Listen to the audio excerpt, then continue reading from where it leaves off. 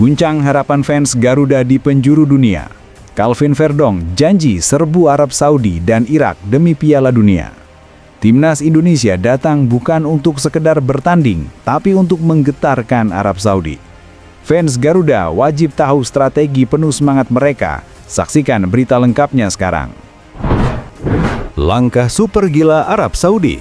Strategi ekstrim demi tundangkan Garuda di putaran keempat. Arab Saudi mengerahkan semua kekuatan, tapi Garuda siap membalas dengan kejutan tak terduga. Jangan sampai ketinggalan aksi strategi dahsyat ini. Tonton selengkapnya. Rizky Ridho siap terbang tinggi. Peluang main di luar negeri jadi kabar gemilang buat fans Garuda. Bek andalan timnas ini bisa melesat ke liga top dunia. Fans Garuda rasakan kebanggaan dan ikuti perjalanan karirnya sekarang juga. Badai Serie A, Jai Itzes guncang Sassuolo dan geser kapten ke bangku cadangan.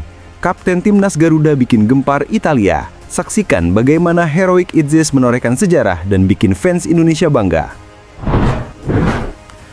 Gelombang kritikan tak goyahkan Tom Haye, sang gelandang santai tapi garang untuk Garuda.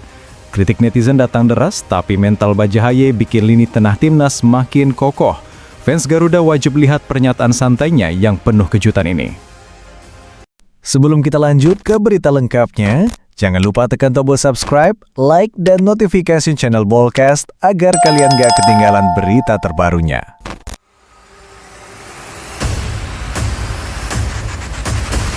Jai Itzes, bek tengah yang kini membela Sassuolo sekaligus pemain timnas Indonesia, baru-baru ini membuat kejutan di skuad Neroverdi. Ia dipercaya menjadi starter dalam beberapa laga penting Liga Italia 2025-2026, menggantikan kapten klub, Filippo Romagna, yang sedang musim baru seharusnya jadi pilihan utama di jantung pertahanan. Pemanggilan Itzes ke posisi starter bukan hanya satu kali. Terhitung dalam laga melawan Cremonese dan kemudian melawan Lazio, Itzes tampil sebagai partner tengah pertahanan bersama Tarik Muharremovic, sementara Romagna harus puas duduk di bangku cadangan. Perubahan susunan ini mengejutkan banyak pihak, karena Romagna sebelumnya dinilai sebagai pemain andalan yang memiliki pengalaman serta posisi kapten klub. Ia ikut mengantarkan Sassuolo promosi dari Serie A ke Serie A dan menjadi sosok pemimpin di lini belakang. Namun pelatih Fabio Grosso tampaknya lebih memilih kombinasi Itzes Muharremovic dalam dua pertandingan tersebut.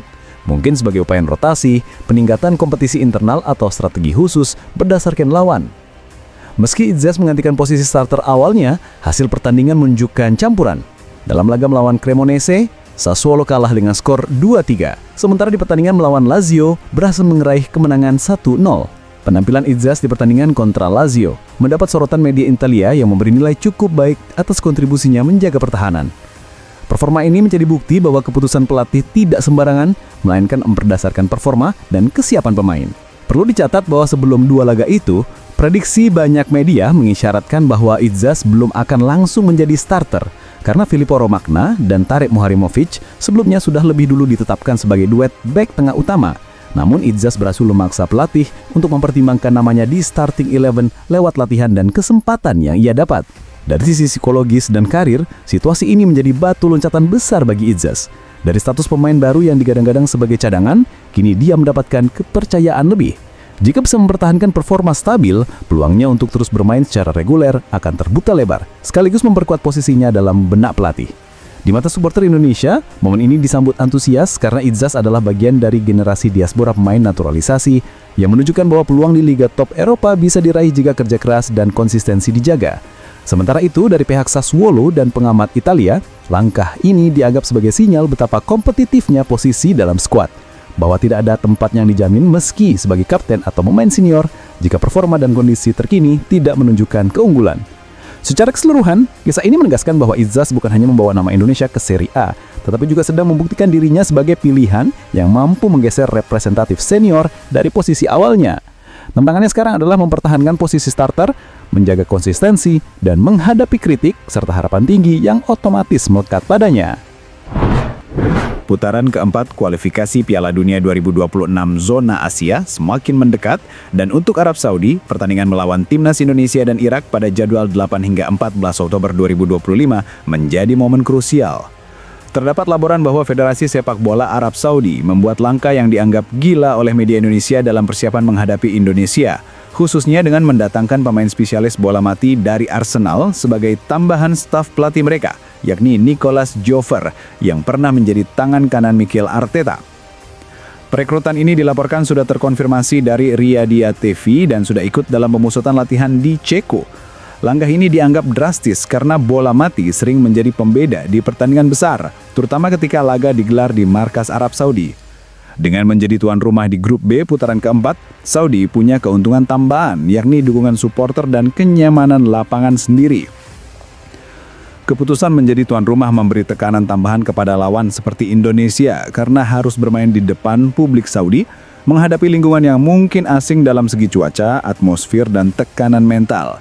Selain itu, Saudi tampaknya memilih lawan uji coba pemanasan dengan tim ranking relatif tinggi dan tim dari ranking menengah antara 16 hingga sekitar 100 agar bisa mengasah berbagai aspek permainan, adaptasi taktik, konsistensi fisik, kerjasama lini belakang terhadap serangan bola mati, serta kemampuan menjaga keunggulan dalam tekanan.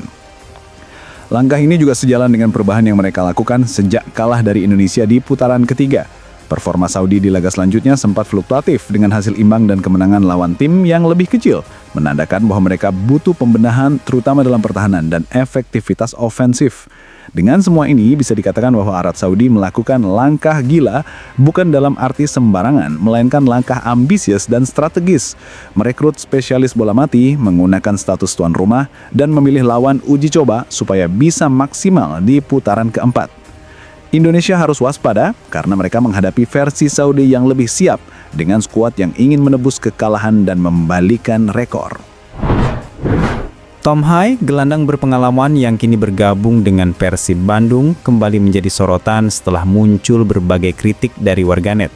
Keputusannya, mulai dari pindah klub hingga performa di lapangan, memicu opini publik yang beragam. Namun dalam sebuah wawancara di acara podcast, Hai menegaskan bahwa kritik baginya bukan sesuatu yang perlu direspon dengan emosi tinggi. Ia menyebut dirinya orang yang santai dan tidak mudah terpancing oleh komentar atau kecaman media sosial. Bagi Hai, kritik adalah hal yang wajar dalam dunia sepak bola. Tidak semua kritik ditanggapi dengan serius. Ada kritik yang datang dari pengamat dan rekan yang paham sepak bola, yang bisa dijadikan bahan evaluasi. Namun banyak juga opini publik yang hanya bersifat umum dan tidak selalu akurat. Ia memilih fokus pada hal-hal yang produktif, seperti evaluasi performa dan aspek teknis, daripada larut dalam komentar yang tidak membangun. Pindahnya Hai ke Persib Bandung juga menambah sorotan. Banyak fans bereaksi pro dan kontra terhadap kepindahan tersebut.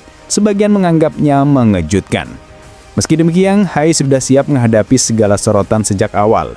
Ia menolak anggapan bahwa dirinya gampang tertekan atau terganggu oleh komentar luar dan menekankan bahwa sikap santai justru membantunya tetap stabil secara mental. Di media sosial, reaksi netizen terbagi. Ada yang memuji sikapnya yang dewasa dan profesional, mampu menjaga fokus meski dihujani kritik. Ada pula yang mengingatkan bahwa sikap santai harus dibuktikan dengan performa di lapangan agar kritik berkurang.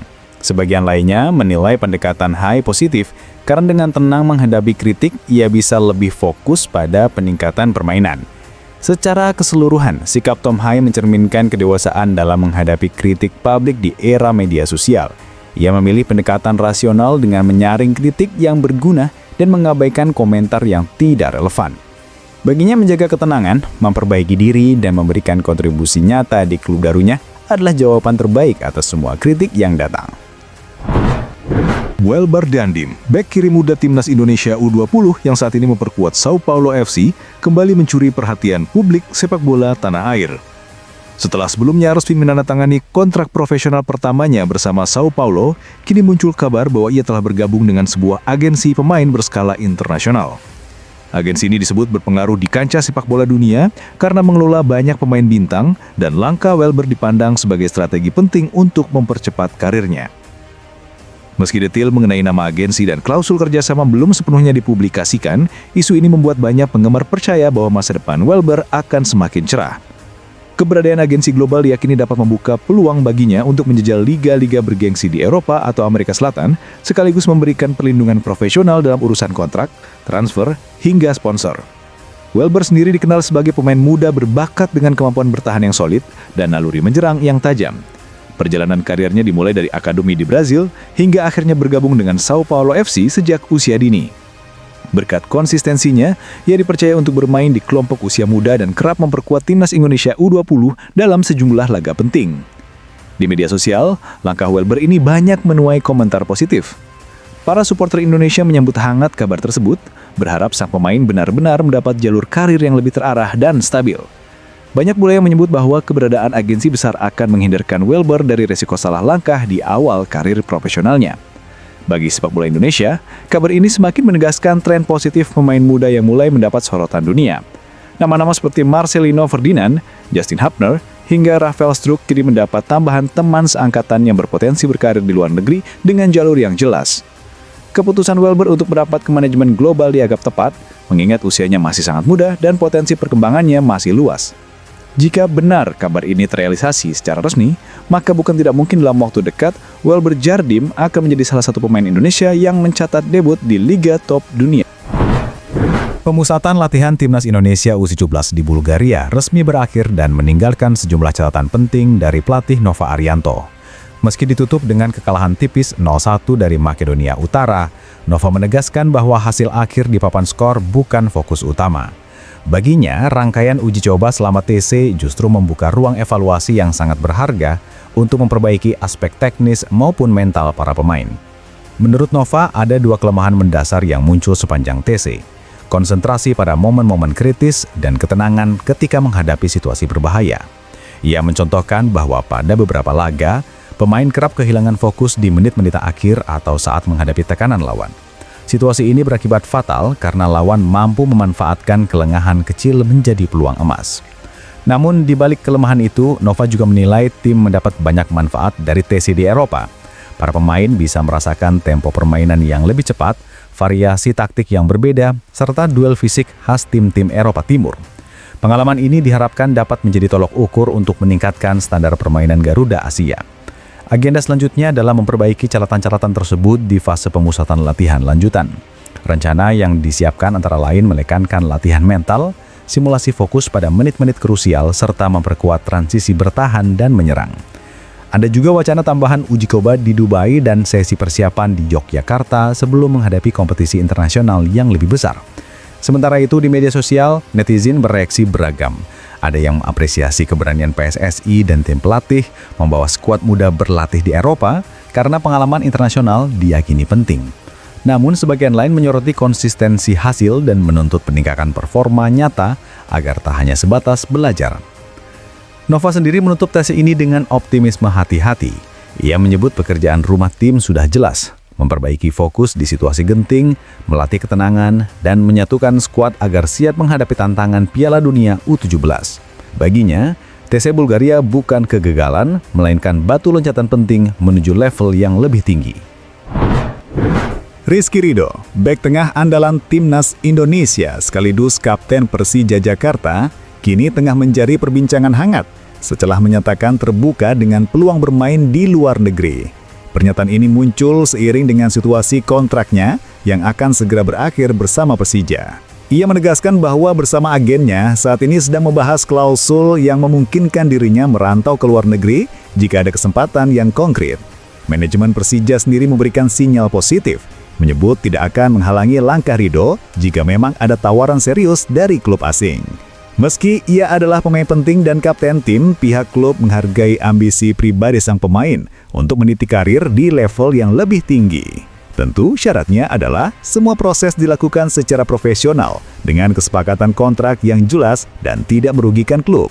Sejumlah rumor mengaitkan Ridho dengan klub Asia Timur hingga Eropa.